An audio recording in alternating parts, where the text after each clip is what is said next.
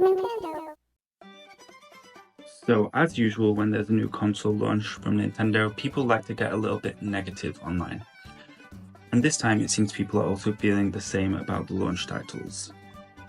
Mariokart World in particular has been hit with a wave of worry since the game-specific direct we had in its name.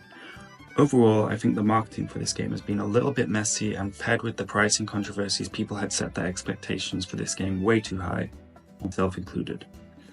But today I wanted to make a video to try and squash some of this negativity and convince you why you shouldn't be worried about Mariokart World, so stay tuned because I actually had a chance to play this game recently and we'll be talking a little bit about that later.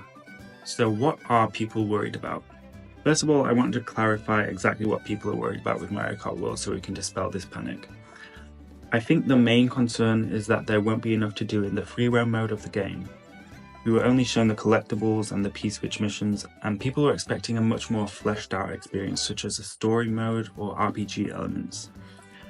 There are some other concerns such as the lack of battle modes and higher optional speeds for the carts, but the free roam mode seems to be the main thing on people's minds. So now let's talk about why this shouldn't be an issue. So if, like me, you've had some of these thoughts, I think you are probably underestimating this game because from what we have seen, it already looks pretty amazing. Actually, I think a lot of people are overlooking the new features that have been announced, so here are some things that I think we shouldn't be underestimating. Firstly, we have the new movement features of the game. So we have a new feather item, we have the super jump that you charge up by driving straight, we have wall riding, and we have rail grinding. And I actually think the controls of this game resemble more of a skateboarding game rather than a racing game, and I think that's why the free roam mode is there. It's kind of like one of these old Tony Hawk games where you kind of skate around, drive around in this case, and you do different combos of moves and you learn how to do things slowly and pull off these like amazing move combos.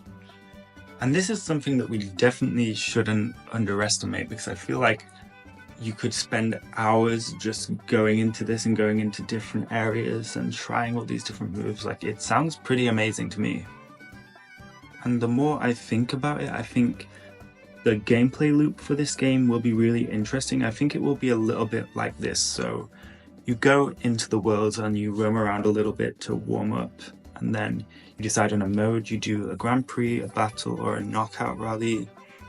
And once you kind of get bored of doing the more competitive modes, you go back into free roam mode and you practice on the courses that you just tried. So you try to perfect the things that where you messed up, basically, and then maybe you get caught up in mission mode and learning new tricks as you do, because I imagine the mission mode will be a kind of little bit of a tutorial, kind of add like a tutorial aspect to the game. And then the same thing again, you get bored of the single player and go back into the racing, and so on and so on. And the reason I bring this up is because I think people are kind of confused about the design choices of this game and how this game is designed. So I think people are kind of expecting this huge open world where it's more of like an explorative thing. And don't get me wrong, I think there will be a lot of explorative aspects of this, but I think the main reason the world is there is more to kind of innovate and allow us to just go wherever we want and play and practice in ways that we couldn't before in the old Mario Kart games because we were always just locked into competitive modes. So basically what I'm saying is I think all of this will make so much more sense when we actually play the game. So let's just wait for that. And the second thing that's being overlooked is the knockout tour, because I don't know about you, if you had the chance to play this, I was incredibly impressed by this mode. It just feels like a very natural step up to how we play Mario Kart.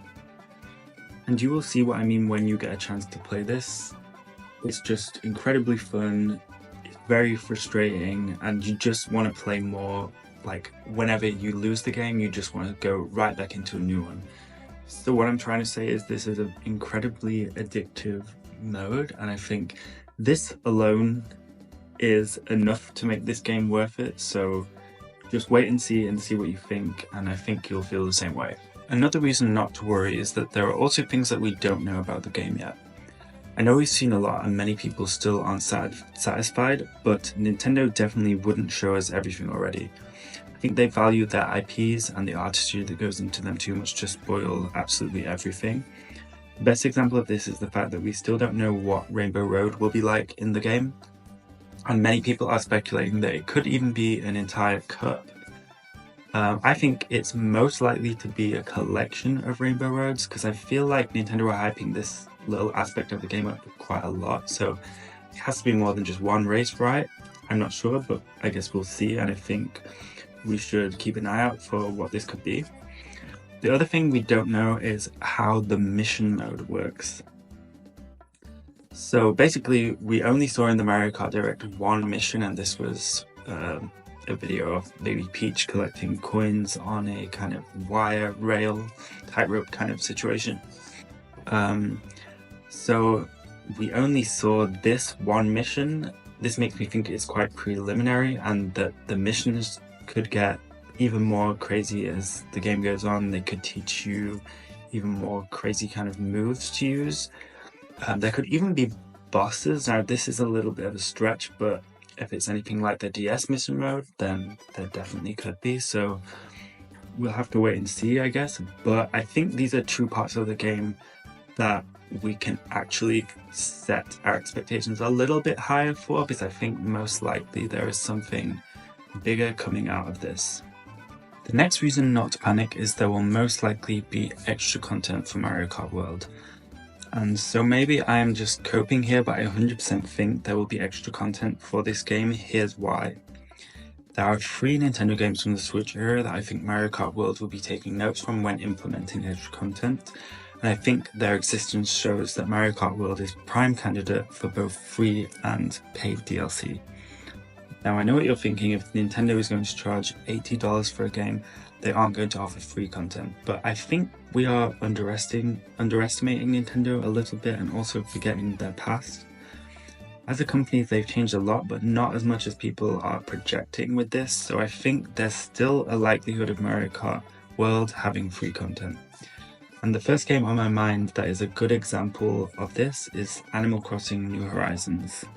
So Animal Crossing New Horizons had a lot of free updates. It also had paid DLC. And the reason I'm comparing it to Mario Kart is because it launched in a kind of similar way to how I see Mario Kart World launching, where people kind of see it as this almost unfinished game, or not necessarily unfinished, but a game that has much more potential than how it is starting. And I think that lends itself very well to a lot of free updates, much like Animal Crossing New Horizons.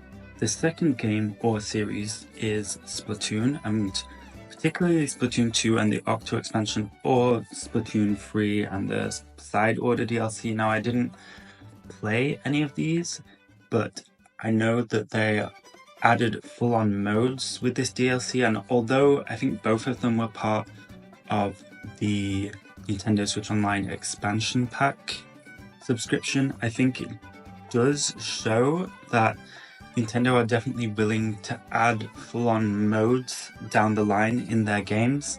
And this isn't the only game that added like full modes. There's also Nintendo Switch Sports that down the line added extra sports. So I think this kind of proves that there could be a lot more to come in Mario Kart World down the line in the years to come in this generation. And speaking of Splatoon, they had a lot of calendar events similar to Animal Crossing, where specific days of the year, specific times, there would be events like the Splatfest or the holidays in Animal Crossing, for example. And I feel like Mario Kart World could definitely take advantage of this kind of online model, where they have specific events happening in the world, like contests. For example, like a photo mode or even a video mode contest would be really cool, where everyone uploads a kind of video of them doing a certain combo, and whoever gets the most votes or something could win. Something like that I think would be really interesting. The last game that I think points to extra content in Mario Kart World, and this is a bit of a wildcard because it isn't an online game, is Tears of the Kingdom. And here's why I think this is. So remember how in Tears of the Kingdom they utilized the exact same map as in Breath of the Wild, but just with added content. This gives me hope for how Nintendo will treat the map of Mario Kart World. I feel like when Nintendo knows they have a good thing, they want to utilize it to the fullest. And with Tears of the Kingdom, they realized they could do so much more with the map, and that's why they made a completely new game just using that whole map again. So I think we already can see that the map in Mario Kart World maybe isn't being utilized to the fullest from what we have seen so far.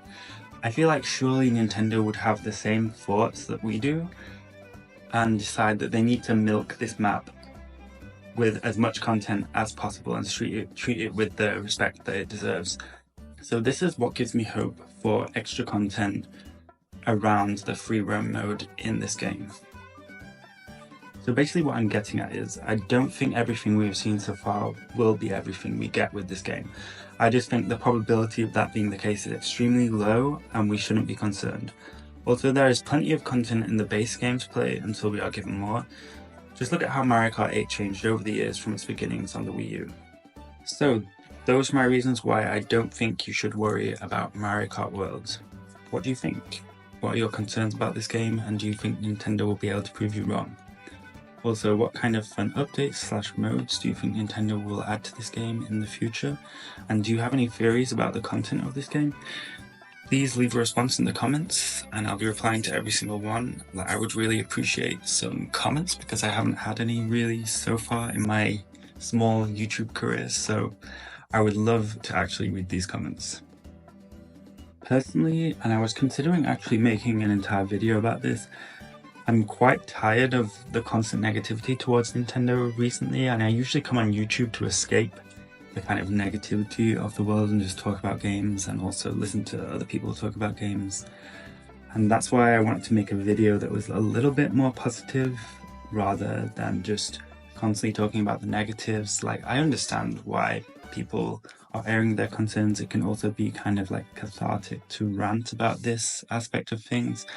But I think in the Nintendo sphere, we need a little bit more positivity these days, so that's why I wanted to make this video. Like I said, I really do understand the concern, but I think for now we should wait to play the game and give it a chance before we make any more harsh statements about it. I think it's kind of pointless being so negative all the time about games when really they're supposed to bring us joy and we're supposed to have fun playing them. I don't understand why we're constantly expecting way too much and asking for more. It just feels kind of ungrateful in some ways.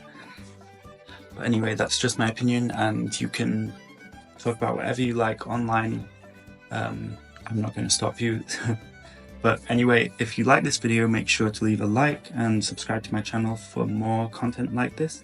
I'm trying to post every couple of weeks now, so there will be more to come soon, hopefully. So thanks for watching, and I'll see you next time. Bye guys!